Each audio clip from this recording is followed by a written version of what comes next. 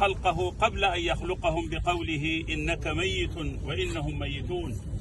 ولو كان أحد أحق بالخلود في هذه الدنيا لاستحقه نبينا صلى الله عليه وسلم، فما حملت ناقة فوق ظهرها أبر وأوفى ذمة من محمد.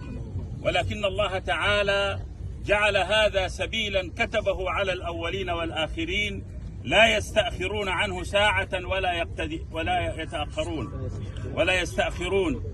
كل نفس ذائقة الموت، كل من عليها فان، كل شيء هالك إلا وجهه. ولي في فناء الخلق أكبر عبرة لمن كان في بحر الحقيقة راقي، شخوص وأشكال تمر وتنقضي فتفنى جميعا والمهيمن باقي.